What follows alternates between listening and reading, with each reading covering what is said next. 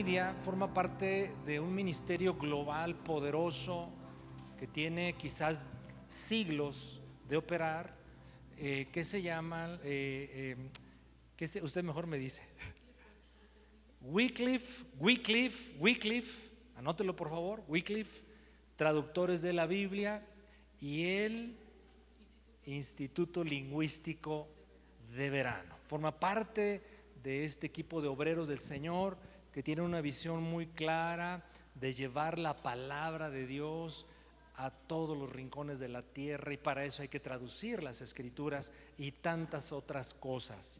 Así es que yo quiero que la recibamos así como la hemos recibido, con cariño, estemos atentos. La gracia de Dios está sobre ella, la unción del Espíritu Santo, y lo que mi hermana Nidia quiera compartirnos es bienvenida. Ella me solicitó muy amablemente qué tema compartir, pastor. Yo le propuse un tema, pero quiero que tenga la libertad de hablar lo que el Espíritu Santo le vaya conduciendo. Así es que ahora sí, los niños y las niñas, niños y niñas, ¿dónde están? Todos los niños y niñas de 3 y hasta 15 años, ¿se pueden poner de pie? Y los papitos aquí, le pido siempre me apoye. Dígale al peque, a la niña, al jovencito, ponte de pie por favor, porque yo quiero que la iglesia te vea. Y toda la iglesia volteamos hacia alrededor del salón, le damos un aplauso a Dios por la vida de ellos y de ellas. Dios los bendiga, niños y niñas, gracias a Dios. Por favor, salgan a sus respectivos salones, niños y niñas, con sus maestros y maestras. Y gracias, Eli, por la referencia, la conexión, y qué honor conocerle, mi hermana, y estamos listos.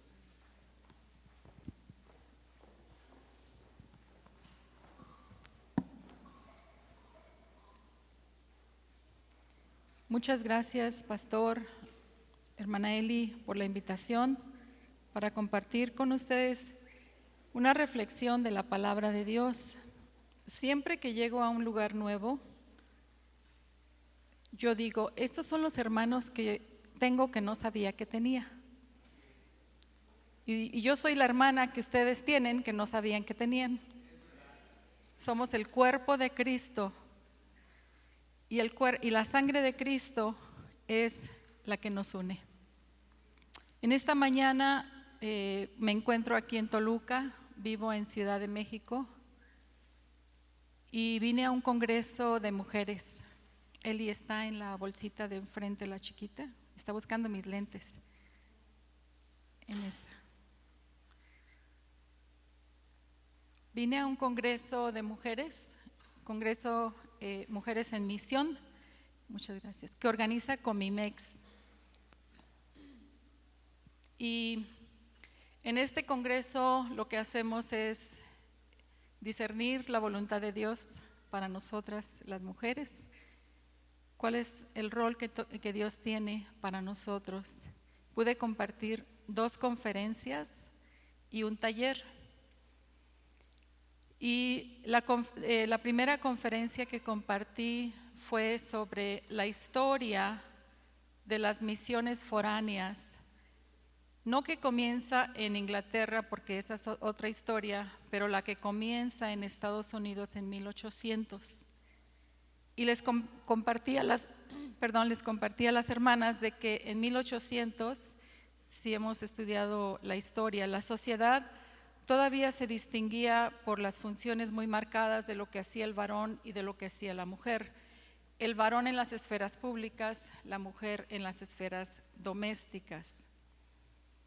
Y empezaban a formarse estas sociedades misioneras en las colonias, ¿verdad? Comenzó todo en las colonias. Y los varones son los que formaban los comités, las sociedades misioneras. Ellos empezaron a conocer las necesidades del mundo a través de las rutas comerciales, ¿verdad?, que tenían, en este caso Inglaterra, Estados Unidos o las colonias.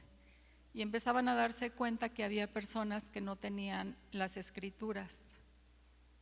Y empezó Dios a poner esa carga en su corazón. Las mujeres, como no podían participar de estas reuniones, tenían curiosidad, ¿qué es lo que ellos hablan? Tal vez los esposos comentaban al llegar a la casa, bueno, hablamos de esto o aquello, fíjate que allá en Jamaica hay necesidad de llevar la palabra de Dios, o en la India, y las mujeres empezaron a tener mucha curiosidad. Pero un dato interesante es que las mujeres se preguntaron, ¿y qué podemos nosotros hacer para ayudar en esta causa? Ellas no podían formar parte de estos comités. Y resulta interesante que se les ocurrió que ellas podían servir la cena a los varones dentro del comité de las sociedades misioneras. Pues vamos a servirles la cena, y cuando les sirvamos la cena nos podemos quedar a las reuniones. Qué interesante. Y efectivamente se organizaron las mujeres, les servían su cafecito, su tecito, su cenita a los hombres mientras ellos estaban en sus reuniones, y los hombres dijeron, esto está muy bien, porque así nosotros no tenemos que preparar el café. Y las dejaban a ellas escuchar. Lo segundo que sucedió es de que ellas dijeron, nosotros queremos formar una sociedad femenil auxiliar que estuviera debajo de las sociedades. Por ejemplo, sociedades británicas foráneas o la sociedad bíblica americana. Se establecen sociedades auxiliares de mujeres. Y comentábamos de que ellas, muy ingeniosas, pero sobre todo amaban la palabra de Dios y querían ser parte de lo que estaba Dios haciendo. Ellas se las ingeniaban para tejer, para hornear, para coser, y todo esto en beneficio a las sociedades misioneras. Y se cree que 1/3 del presupuesto de misiones foráneas provenía de esas mujeres. Y una cosa que ellas hacían, fíjense, cuando el esposo les daba para el gasto, porque ellas no tenían salario, ellas no trabajaban fuera de casa, el esposo les daba para el gasto. Ellas se las ingeniaban para ahorrar y sacar un porcentaje y dárselo a misiones. Pero hicieron otra cosa. Ellas, en su economía doméstica, también fueron un paso más allá y dijeron, a fin de poder ahorrar, vamos a abstenernos un día a la semana de comer mantequilla o carne. Y con eso que íbamos a comprar, la mantequilla o la carne, la vamos a dar a misiones. ¿Qué motivaba todo eso? Ese sacrificio. Sin duda, nuevamente, el amor a la palabra de Dios. Y yo les mostraba un ejemplar de 1815. Y yo lo cargo como un recordatorio de la fuerza y del amor que esta generación tuvo a la palabra de Dios. Eso fue. La palabra de Dios era la autoridad, era la guía, y ellos dejaban todo con tal de que este mensaje se conociera. Ese no es el tema de hoy, solamente les estoy platicando un poco acerca de lo que vivimos en el Congreso Misionero. Como el pastor comentaba, tengo más de 25 años de colaborar dentro del ministerio de Wycliffe Traductores de la Biblia con mi esposo y nuestros 3 hijos. Nosotros estábamos en el Instituto Bíblico Río Grande en Texas. ¿Alguien ha conocido ese instituto? De nombre. Ahí pude graduar, es mi segundo instituto. El primero estuvo en el Carmen, Nuevo León, y estábamos ahí sirviendo, y yo muy feliz. Yo decía, pues este es nuestro mundo, aquí Dios nos tiene, sirviendo a los jóvenes que se quieren capacitar para servir a Dios. Un día mi esposo sintió el deseo de salir de ahí e irnos al mundo de misiones. Yo no sabía que era el mundo de misiones, estamos hablando de 1998. Mi esposo sí es hijo de misioneros. Mis suegros vivieron en Indonesia, en una comunidad muy rural, que todavía sigue siendo muy rural, es básicamente una selva, en donde los locales viven en los árboles. Y mis suegros vivieron ahí para llevar el evangelio, pero resultó muy difícil para mi suegra. Regresaron. Aún así mantuvieron la visión misionera y mi esposo creció en el hogar con fotos de misioneros. Para él era muy común pensar en misiones. Yo me cerré a ese deseo por varios meses, pero realmente sí oré y le dije a Dios: Señor, si tú quieres que nos vayamos, muéstrame, porque no estoy viendo lo que mi esposo está viendo. Y así sucedió. Un día desperté y realmente, literalmente, vi el mundo más grande. Mi mundo era pequeño. Y nos fuimos y salimos con nuestros 3 hijitos, Andrés, Pablo y David y José. Nos fuimos a vivir a Filipinas, en la ciudad de Davao. Y esa sede es para el trabajo que se hace en Indonesia. Está Indonesia, las islas de Indonesia, muy cerca al sur de Filipinas, y esa oficina está ahí estratégicamente para que puedan venir y trabajar sin la preocupación de ser perseguidos. En algunas de las islas de Indonesia son más radicales que en otros lugares de Indonesia, y entonces venían a trabajar ahí para hacer traducción. Y yo empecé a ver todo ese mundo de la traducción y empecé a conocer a los traductores de la Biblia, los desafíos que ellos encuentran cuando tienen que buscar el término exacto que da la idea original bíblica. Por ejemplo, si en una cultura no existe la palabra perdón, y la Biblia habla tanto del perdón, más bien es una cultura rencorosa que no olvida. Y la manera de no olvidar aquello que el otro me hace es acumular una piedrita por la ofensa que me hizo Eli, otra piedrita para la ofensa que me hizo el pastor, otra piedrita para lo que me hizo mi esposo, y así. Llega un momento en que yo tengo muchas piedritas o muchos palitos para recordar, porque la cultura es rencorosa. Y el equipo de traducción estaba ahí. ¿Cómo vamos a traducir el concepto de perdón en la Biblia?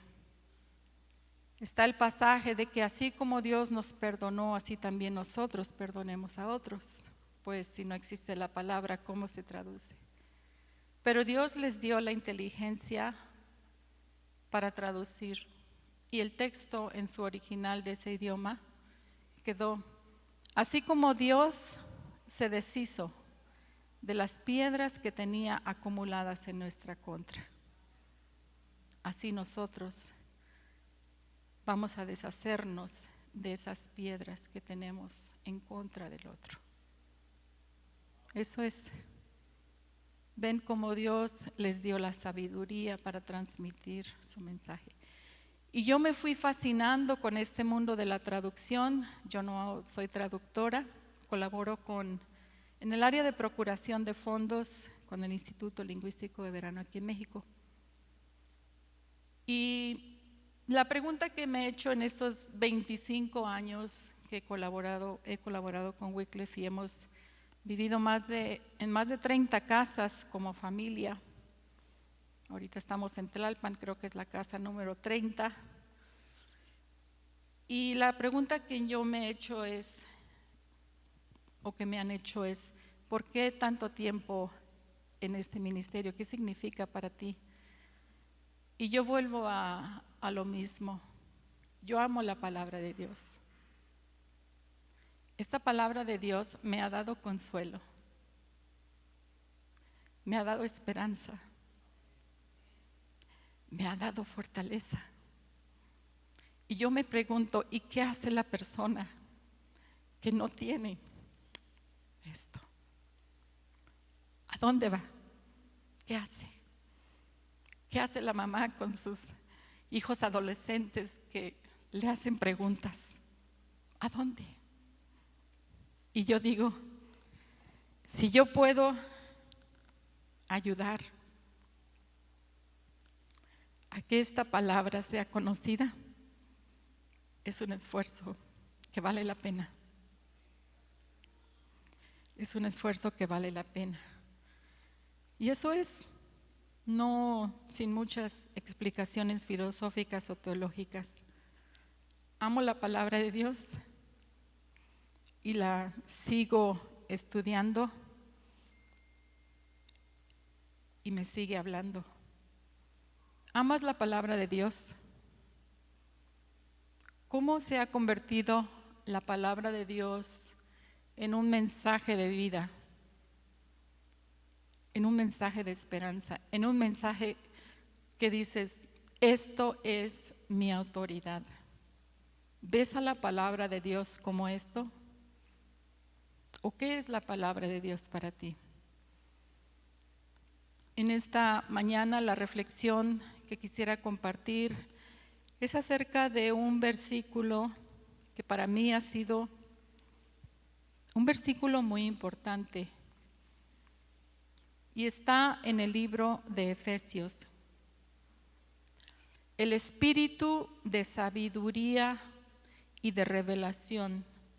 Si podemos abrir nuestras Biblias o nuestras aplicaciones al libro de Efesios, en el primer capítulo, el versículo 15. Vamos a darle lectura del 15 al 23. ¿Listos? Por esta causa también yo, ¿lo tienen? Muy bien, vamos a darle lectura juntos.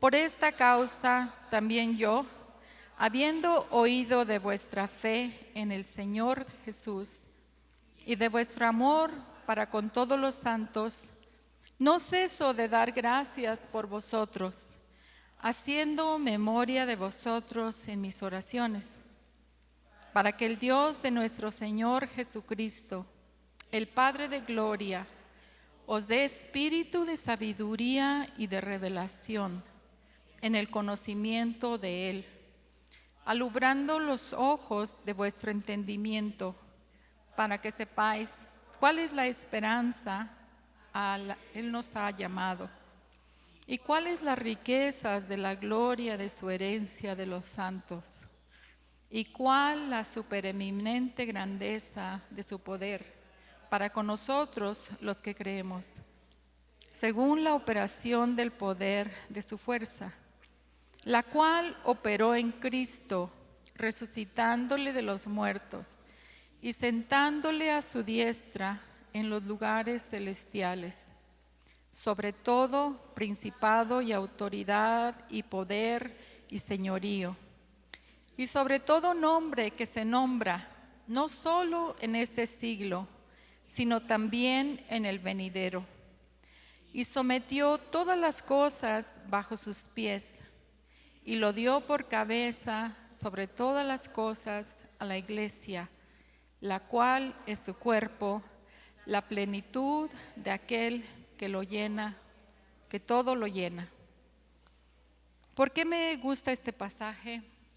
Porque habla de Dios, porque habla de su fuerza.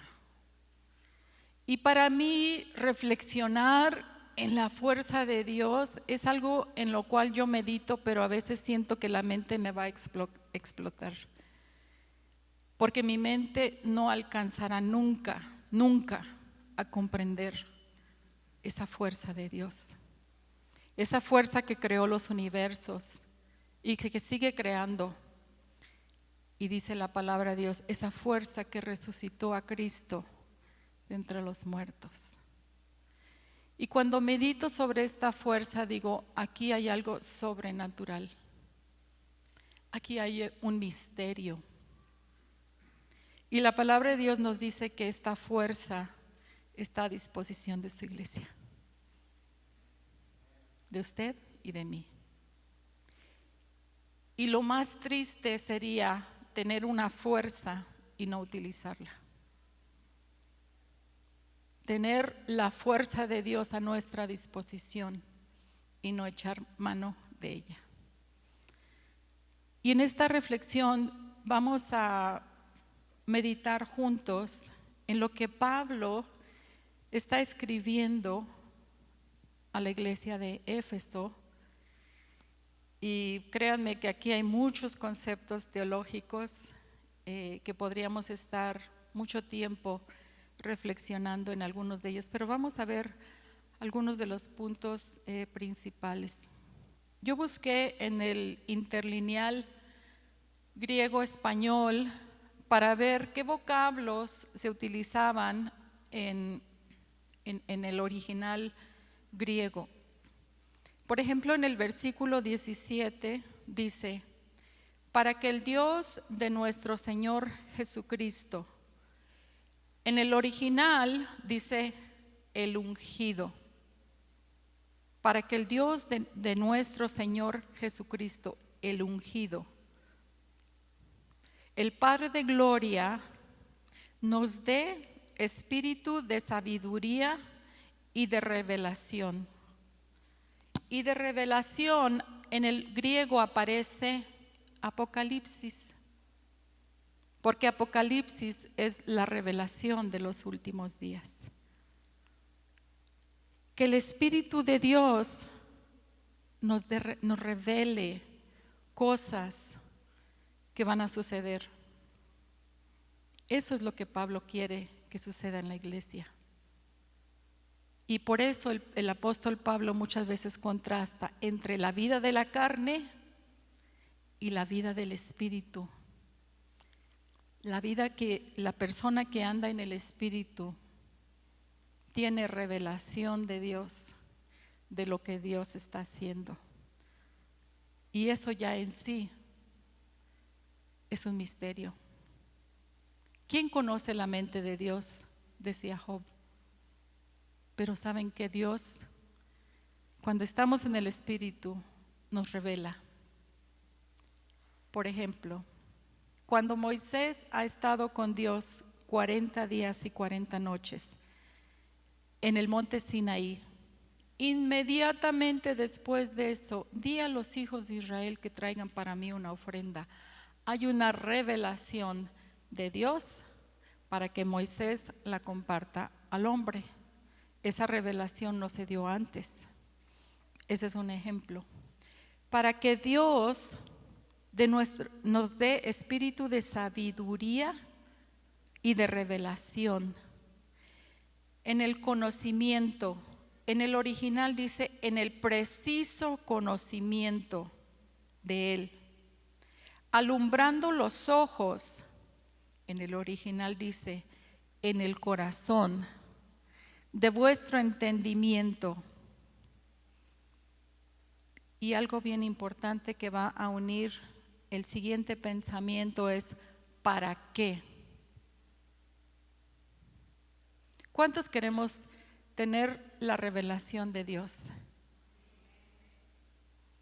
¿Cuántos queremos tener la fuerza de Dios operando en nuestra vida? Pero ¿para qué? ¿Para qué? Y esto que Pablo va a explicar es el ¿para qué? Para que sepáis, para que sepas cuál es la esperanza a que Él os ha llamado, la esperanza de este llamamiento, y cuáles las riquezas de la gloria de su herencia de los santos. Wow, aquí parecen trabalenguas. Las riquezas de la gloria de su herencia de los santos, riquezas de su gloria. Y cuál la supereminente grandeza. Creo que aquí faltarían las palabras para describir esa fuerza de Dios. Y lo más cercano que tenemos en nuestro castellano es utilizar supereminente grandeza. En el original, supereminente grandeza viene y dice magnitud, la magnitud de su fuerza, de su poder. Y de su poder, literalmente en el griego dice dunamis, es una fuerza literal o puede ser figurada. En este caso es una fuerza literal. Cuando vemos la palabra poder de Dios en el Nuevo Testamento, es esta dinamis de Dios. ¿Y qué hace la dinamita? Cuidado, cuidado. La dinamita, con la dinamita no se juega. La dinamita de Dios. La fuerza de Dios. Para nosotros, esa dinamis está disponible a nosotros, los que creemos, y nuevamente, según la operación de su fuerza, del poder de su fuerza. Y aquí va a decir, a propósito, Iglesia de Éfeso, esta dinamis es la fuerza que levantó a Cristo de los muertos. Estamos entendiendo que esto no es nada ordinario, es algo extraordinario. La cual operó en Cristo, resucitándole de los muertos y sentándole a su diestra en los lugares celestiales. Y aquí el 21 es muy, muy importante. Esta fuerza está por encima. ¿Por encima de qué? Todo principado, autoridad, poder y señorío. Y sobre cualquier nombre que se nombra, no solo en este siglo, sino también en el venidero. Y Pablo, aquí en su teología, está diciendo que efectivamente hay nombres, efectivamente hay fuerzas, efectivamente hay autoridades. Pero esta fuerza que levantó a Cristo está por sobre todo aquello. Y está diciendo, y esa fuerza está disponible a ustedes. Amén. Es un misterio. ¿Y por qué para mí ha sido en un pasaje céntrico de mi vida? Porque he necesitado esa fuerza. ¿Creen ustedes que se necesita fuerza para liderar un ministerio? Fui directora de las Américas, de todo el continente de las Américas, por 10 años, desde Canadá hasta Argentina, incluyendo el Caribe. La primera mujer en la historia de Wycliffe que tuvo ese cargo. ¿Creen ustedes que se necesita la fuerza de Dios para permanecer 10 años? Viajando, hablando, discerniendo, pero no tan solo eso, con 3 hijos adolescentes. Pero mi esposo dijo, yo te apoyo, yo te apoyo. He necesitado esa fuerza cuando hace 5 años me diagnostican una enfermedad crónica. Y en medio de esto, yo le digo a Dios, ¿será que hasta aquí llego? ¿Será que hasta aquí? Y dice Dios, no, tú vas a ir en mis fuerzas. Tú vas a ir en mis fuerzas. Y en medio de ese diagnóstico, hice algo loco. Comencé un doctorado. Un doctorado que está investigando a la iglesia de América Latina. ¿Cómo podemos hacer que la iglesia latinoamericana sea una iglesia generosa a lo que Dios está haciendo? Porque ¿saben qué? Hay mentiras que la iglesia latinoamericana se ha creído por mucho tiempo. Somos pobres, no tenemos. Los que tienen son otros.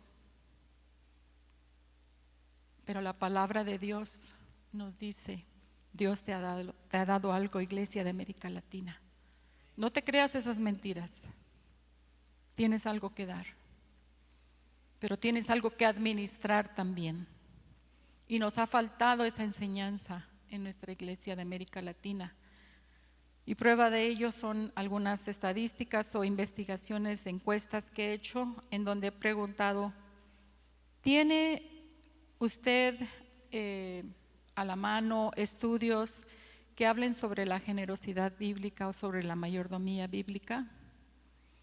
Y el 70% de líderes, pastores, dicen que no.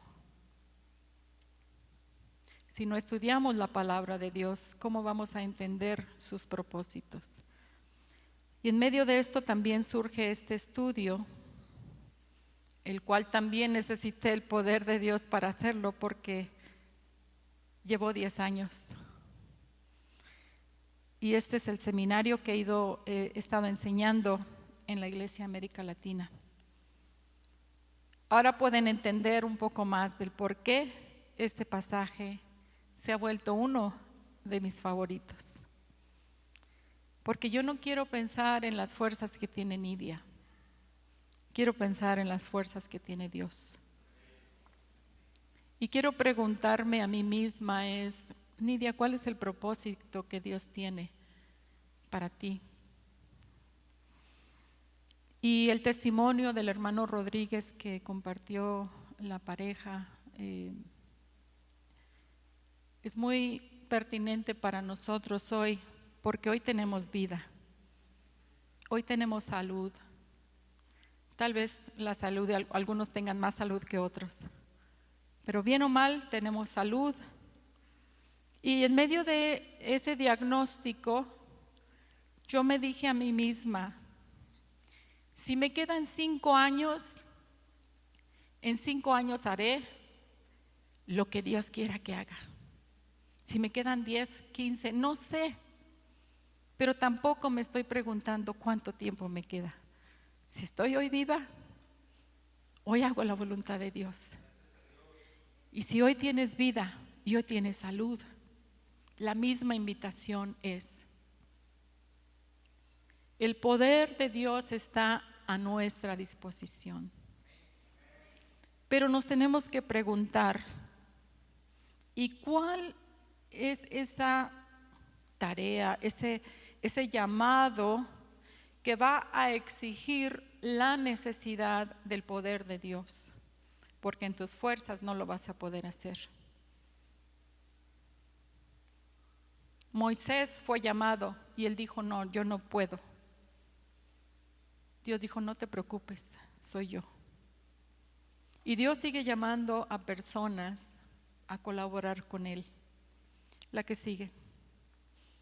Creo que ya.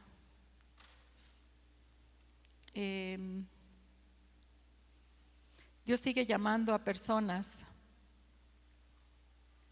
a servirle. Quería comentarles brevemente un poco acerca de lo que el Instituto Lingüístico de Verano hace en colaboración con Wycliffe.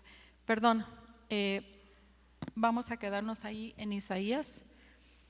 Dice que Dios les dé espíritu de sabiduría y de revelación en el conocimiento de Cristo.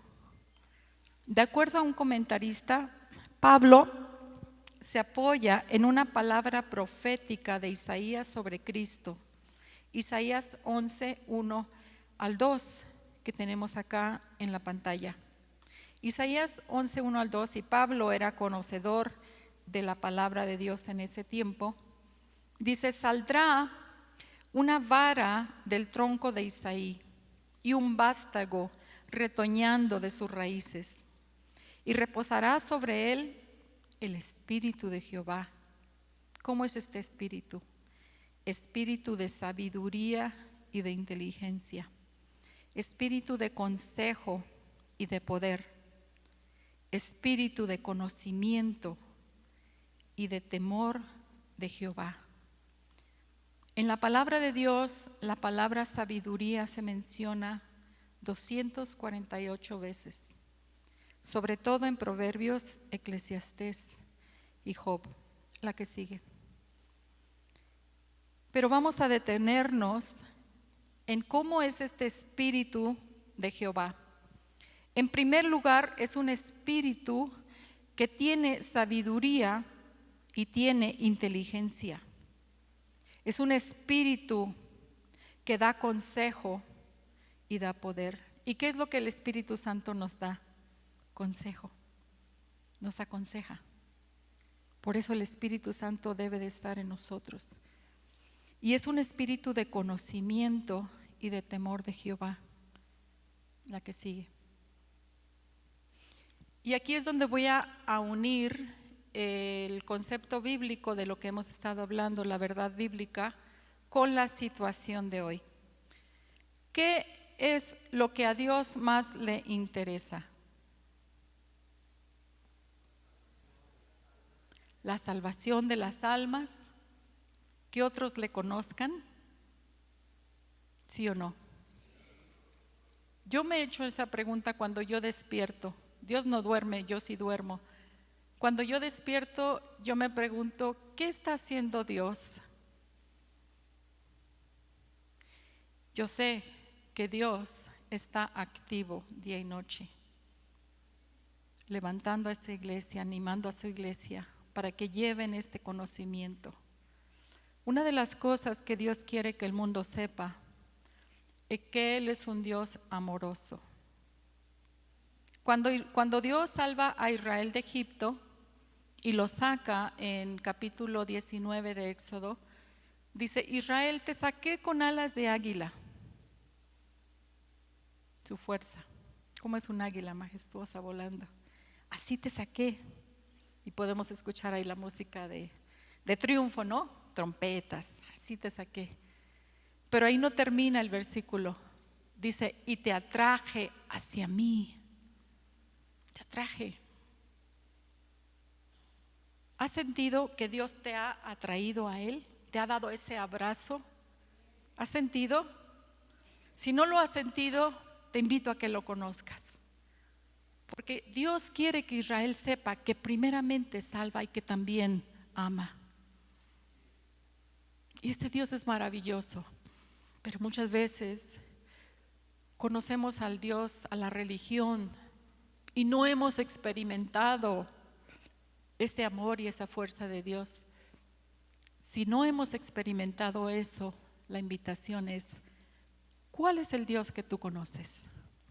¿Es el Dios que salva? ¿Cuándo fue la última vez que Dios contestó tu oración? Que estabas en angustia y que milagrosamente contestó. Yo tengo muchas historias. ¿Y saben qué es lo que hago? Las anoto en mi calendario Google. Mi hijo está, por ejemplo, hace unos días, mi hijo está orando por mí. Gracias a Dios por mi hijo que está orando por mí. Y le pongo un recordatorio a Google que me recuerde de aquí a un año lo que sucedió. Otra oración que yo escribí en mi calendario es: hace algunos años nuestro hijo Pablo vivía en una ciudad de Estados Unidos en donde el movimiento gay y de lesbianismo es lo común, es Sodoma y Gomorra. Y yo en mi espíritu sentía que él se estaba asimilando a esa cultura. Y me puse como gallina culeca. ¿Sí entendemos? Me puse así a la defensiva espiritualmente y me levantaba a las 3 de la mañana a orar por Pablo. Protección, cuidado. Unos días después le habla a mi esposo y le dice: papá, estoy saliendo de esta ciudad, me voy a ir a otra ciudad. Gloria a Dios, lo anoté.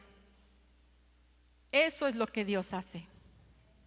Eso es lo que Dios hace. Por eso le pregunto: ¿cuál es el Dios que conoces? ¿Qué es lo que Dios ha hecho por ti? Cuando Dios nos llama, nos va a pedir hacer cosas que nuestra fuerza no podemos hacer. Y vamos a poner toda clase de peros, como yo las puse cuando mi esposo se quería ir a Indonesia. No. ¿Quién va a cuidar a mi mamá? ¿Quién le va a evangelizar a mi hermano? ¿Quién esto? Yo me creía la supermujer que necesitaba quedarme ahí para que todo se resolviera. 7 años después regresamos a ese lugar. Las cosas que a mí me preocupaban, Dios ya se había encargado de ello. No pongas peros, ve, pero no vayas en tus fuerzas. Ve en las fuerzas de Dios. ¿Qué representan estos puntitos? ¿Qué piensan? Los lugares donde no ha estado este ministerio. ¿Qué más? Bingo. Bueno, no tan bingo. Son idiomas en el mundo. La que sigue. Hay 7,139 idiomas. Cada punto significa un idioma. Y estas son de acuerdo a las estadísticas más actuales. Se siguen muriendo algunos idiomas, algunos variantes se siguen descubriendo, pero es una cifra general.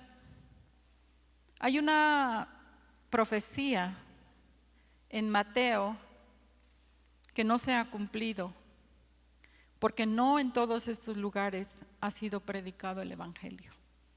Es una profecía. Y así como Isaías profetizó de Ciro antes de que Ciro naciera, y así como se profetizó que la joven iba a concebir antes de que la joven naciera, en esta profecía se nos está diciendo, aseverando, sí se va a predicar el Evangelio en todas las etnias del mundo, sí, porque en ningún punto, ninguna coma va a pasar antes de que esto suceda, ¿verdad? Y por lo tanto, si no se ha predicado la palabra de Dios y otros no le conocen, sí o no tenemos algo que hacer. ¿Sí o no tenemos algo que hacer? Sí. Y será predicado este evangelio en el reino del mundo para testimonio. Y entonces vendrá el fin. Si no ha venido el fin, es porque todavía hay algo que hacer. Y todos deberíamos de preguntarnos, todo miembro del cuerpo de Cristo, ¿y qué tengo que hacer para ayudar en esos esfuerzos? La que sigue. Estas son otras estadísticas de Wycliffe que recién salieron en octubre, y Biblias completas 756. ¿Cuántos idiomas dijimos que teníamos? ¿Y cuántas Biblias completas? ¿Qué porcentaje? Hay uno trabajo. De porciones del Nuevo Testamento, 1726, o Nuevos Testamentos más bien. Y de porciones puede ser tener el Evangelio de Lucas en el idioma tal, o el libro de Ruth. Ya con eso nosotros lo anotamos y decimos, ya hay algo, ya hay algo. En total, 3,756 idiomas que tienen o la Biblia, o el Nuevo Testamento, o una porción. ¿Y qué es lo que falta por hacer? La que sigue. Acá tenemos lo que falta por hacer. 985 idiomas que no tienen nada de nada. ¿Cuánto? Nada de nada. 985. Acá en las Américas es donde existe menos, y esto es considerando, por ejemplo, no tienen ni una porción del Evangelio. Obviamente no tienen Biblia y no tienen Nuevo Testamento.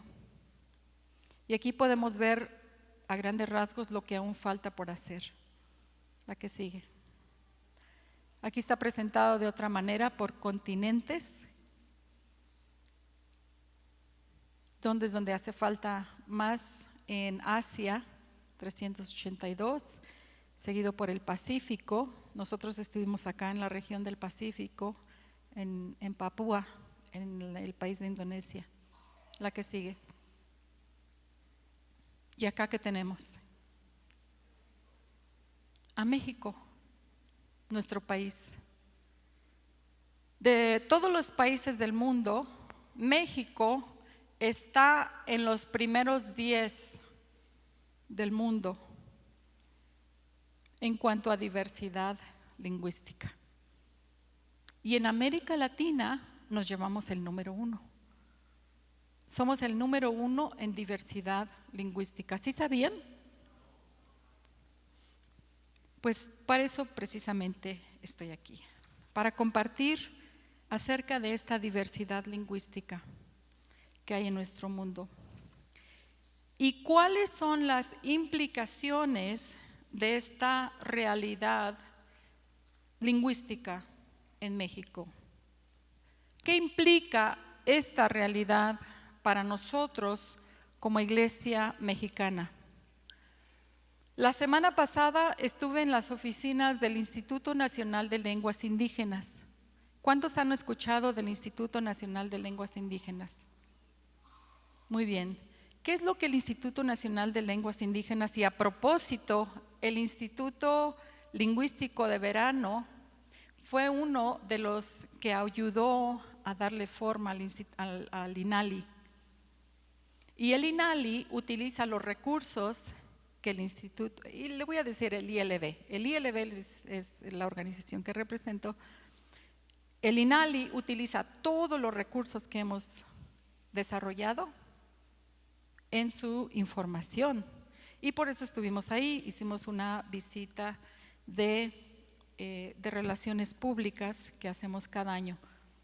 Y me regalaron esta copia, no la he estudiado a profundidad, pero dice: Programa Institucional 2020-2024, Instituto Nacional de Lenguas Indígenas, derivado del Plan Nacional de Desarrollo 2019-2024. Dice: análisis del estado actual. La diversidad cultural y lingüística que caracteriza a nuestro país, asociada de múltiples maneras a su mega diversidad biológica, es reconocida nacional e internacionalmente como una de las mayores riquezas. En efecto, además del español, en México se hablan lenguas propias de 68 pueblos indígenas que, dada su gran variación interna, han sido clasificadas como agrupaciones lingüísticas. Dice: las lenguas indígenas quedaron marginadas deliberadamente, excluidas de los espacios públicos y consideradas como meros dialectos, entendiendo con ello formas de hablar rústicas y sin valor.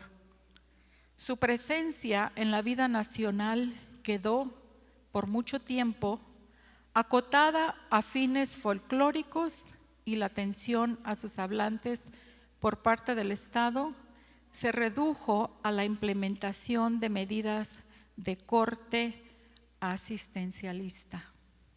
Podría seguir leyendo. Pero cuando leo este párrafo que dice: las lenguas indígenas quedaron marginadas, yo me remonto al periodo de la colonización, porque ahí comenzó todo. ¿Y cuál fue el argumento que se utilizó o se justificó durante la colonia? ¿Y quiénes fueron los que justificaron? Fueron los esfuerzos misioneros de ese tiempo, ¿no es cierto? ¿No es cierto? ¿O no? ¿Cuáles fueron los esfuerzos misioneros de ese tiempo en 1520? La Iglesia Católica tenía una misión y era lo que existía. 30 años después sucedió la Reforma en Alemania. Dos historias paralelas: la Reforma y por acá la colonización. Pero en ese tiempo la Iglesia Católica era la Iglesia Universal y ellos tenían una misión. Y cómo estos esfuerzos misioneros hicieron y provocaron lo que nosotros hemos vivido en nuestro México. El ver a las comunidades indígenas como marginadas, como inferiores. Si podemos poner el mapa. Pero ¿qué es lo que este mapa, a la luz de la Biblia, nos dice? ¿Quién creó estos idiomas? ¿Quién? Y si Cristo habitara en medio de estas comunidades, ¿qué idioma hablaría? El de ellos. Pero como iglesia necesitamos saber esto a la luz de la diversidad y creatividad de Dios. Estos pueblos tienen formas de gobierno, tienen formas de pensamiento, tienen ideas de lo que es Dios, pero no tienen la palabra de Dios. Y es por eso que el Instituto Lingüístico, que ya casi cumple 90 años acá en México, entró a México en la década de 1930, cuando en México todo lo religioso era, o más bien la sociedad era antirreligión. Todo lo que fuera religión, te voy a mirar con ojos de signo de interrogación. Y el fundador de Wycliffe, que había ya traducido un Nuevo Testamento en Guatemala, se le abre una puerta para ingresar a México. Pero él sabía que él no podía decir, vengo a traducir la Biblia. Él dijo, vengo a apoyar, nuestra institución viene a apoyar, a preservar estos idiomas, a desarrollar su gramática, a producir libros de alfabetización. Y el presidente Lázaro Cárdenas en ese momento, que también quería impulsar el desarrollo de las comunidades, le dijo, adelante. Y así se establece el instituto. El Instituto Lingüístico de Verano, si ustedes quieren recordar algo muy puntual del Instituto Lingüístico, es que hacemos una misión integral. ¿Entendemos el concepto de misión integral? No, sí. Misión integral es una misión que considera lo espiritual, pero también la necesidad física o académica o intelectual de la comunidad. Hacemos misión integral porque traducimos la Biblia y hacemos desarrollo lingüístico. ¿Sí me explico? Y entonces puede ser que no estemos en todos los periódicos de las iglesias, precisamente para cuidar nuestro trabajo. Pero desde 1930 hasta el presente no hemos dejado de traducir la Biblia. Aunque expulsaron al Instituto Lingüístico en la década de los 80. Es una historia triste, pero fascinante de la perseverancia de seguir haciendo y buscando maneras. Se fueron unos años a Estados Unidos y allá llevaban a los hermanos hablantes. Desde allá traducían, ya después se abrieron otra vez las oportunidades. Y esta es nuestra misión, servir a las comunidades lingüísticas del país, principalmente en medio de estudio científico de las lenguas. Como ya comenté, nuestros recursos son utilizados en instituciones académicas de México,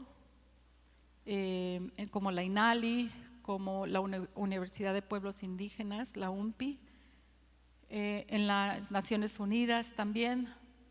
Desarrollamos uno de los diccionarios con más autoridad, unas bases de datos lingüísticas con más autoridad en el mundo, que se llama Ethnologue. ¿Alguna vez han visto el Ethnologue? Es una base de datos de todos los idiomas del mundo. Ustedes entren a Ethnologue y buscan México. Va a venir todos los idiomas con un código.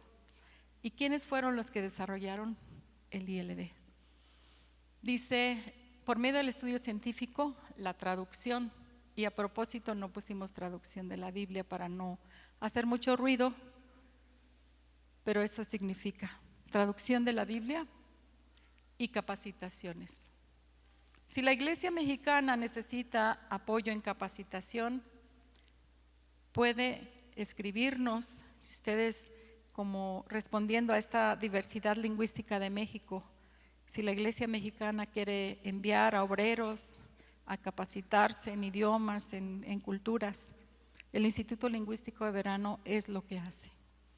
La visión que cada comunidad lingüística de México valore su propia lengua y tenga la capacidad para lograr el desarrollo sustentable de esta y en una variedad de ámbitos y medios para el beneficio de los hablantes. Se requiere el poder de Dios para permanecer 90 años en un país con tanto trabajo, sí. Pero podemos testificar que es el poder de Dios el que nos ha dado la fuerza, las habilidades, la sabiduría, la inteligencia para llevar a cabo este ministerio. Y la pregunta que nos vamos a hacer para cerrar es, ¿conoces a Dios? ¿Has experimentado el poder sobrenatural de Dios?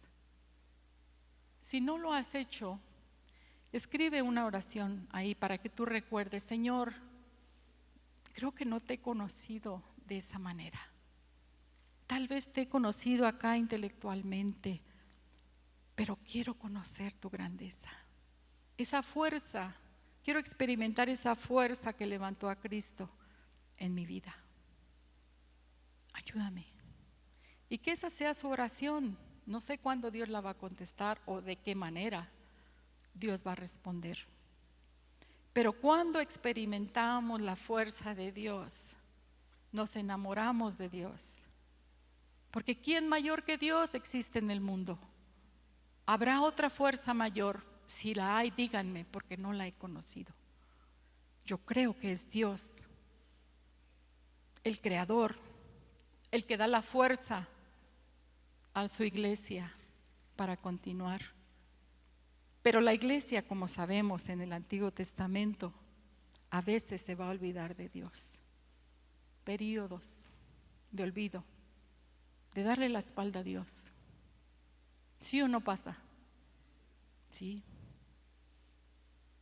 Pero Dios envía personas que nos estimulan, nos hacen reflexionar, para que nos levantemos y digamos, aquí estoy, Señor, muéstrame qué hay que hacer en este plan de redención que tú tienes para que sea predicado el Evangelio en todas las etnias.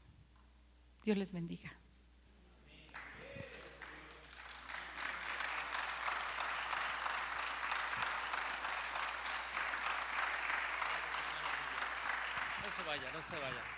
No se vaya todavía. Cada uno de nosotros recibimos algo de parte del Señor a través de frases, los versículos, testimonios, y desde mi perspectiva, en lo que me atañe, podía plantear esto. Número uno, ¿qué nos edifica y bendice hoy, mis hermanos? La vida de mi hermana Nidia, en primer lugar, su testimonio nos inspira, nos alienta, nos desafía, porque ella testifica que el poder de Dios, la sabiduría e inteligencia del Espíritu es aquello que le ha sostenido a través de los años para vivir en el centro de la voluntad de Dios. Su testimonio, entonces, eso produce en todos nosotros, mi hermana Nidia, ya su presencia misma edifica la congregación, y modelos de vida que nos deben inspirar, mis hermanos, ante tanta oferta curiosa que actualmente existe. Quizás el predicador mediático que maneja su modelo Mercedes-Benz, su último modelo, que tiene auditorios impresionantes, que corre en las redes. Yo no sé qué tan sano sea para la iglesia que eso sea lo que inspire a un creyente. Pero lo que sí le puedo asegurar es que vidas como Nidia son los modelos a imitar. Ya usted discierna lo otro, solo lo pongo como referencia, pero esto es lo que el Señor presenta delante de su pueblo como inspirador. Segundo, pues nuestro mundo es muy pequeñito a veces, mis hermanos, como cristianos, es chiquito. Tiene que ver con un entorno muy pequeño, ¿no? De mi cotidianidad, el tema conyugal, los hijos, la dinámica, la agenda diaria. No, la iglesia debe tener una visión mucho más amplia de lo que es el evangelio, el reino de Dios. Y entonces aquí hay otro poderoso mensaje para nosotros como congregación, que hay un llamado de Dios para abrir visión, expander visión y presentar nuestra vida al Señor para lo que Él tenga determinado para la extensión de su reino y para que su nombre sea conocido ¿en dónde? Hasta lo último de la tierra. Entonces, gracias a Dios por este tipo de organizaciones. Ya no hubo tiempo, pero me hubiera gustado que dijese quién fue Wycliffe. Es el apellido de un traductor inglés que tradujo la Biblia, no sé de qué fuente, al idioma inglés, ¿no? Y eso causó una revolución en el país de donde es el señor Wycliffe, me imagino que es inglés, y en Europa. El poder de la traducción de la Escritura. Si no hubiera Biblias en español, mis hermanos, si a duras penas, ahora imagínense si no estuviera en nuestro idioma. Entonces expandamos visión, ¿verdad? La obra de Dios tiene muchísimo más que ver como micromundo. Importante, claro, es nuestra vida, son nuestros asuntos de vida. Pero en ello, tercer punto, como yo capté el mensaje de mi hermana Nidia, es experimentar, mis hermanos, lo que el Señor nos ha ofertado en Cristo: su poder, su inteligencia, su sabiduría. Para los temas cotidianos, pero para los temas más trascendentes que lo cotidiano. Así es que inclinemos nuestro rostro, demos gracias a Dios por Nidia, por este tipo de ministerios.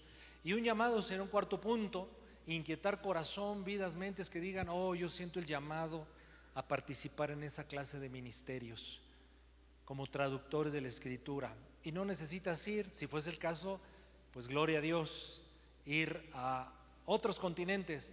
Aquí en México nos acaban de recordar la gran tarea que, por cierto, mi hermano Saúl y el ministerio que preside, Ministerios IR, está desarrollando justo en las etnias locales. Tantas, ¿cuántas son, mis hermanas? En México 364 variantes. Pues a lo mejor si cada quien agarráramos una, ¿verdad, mis hermanos? ¿Qué idioma le gustaría aprender y colaborar al menos como traductor? El otomí, ¿qué otro? Náhuatl, ¿qué otro? 3, ¿qué otro? 4, ¿qué otro? 5, ¿qué otro? Yo creo que no sumamos ni conocer 10, me incluyo, pero son 364. Bueno, Señor, estamos delante de ti. Gracias, Señor, por inquietarnos. Que tu Espíritu Santo, ¿quién más? Sino solo tu Espíritu Santo es aquel que puede activar en nosotros lo que está en tu corazón, lo importante, lo prioritario. Para ti lo es nuestra vida particular, la cotidianeidad de la vida, claros, porque eres nuestro Padre y nos amas.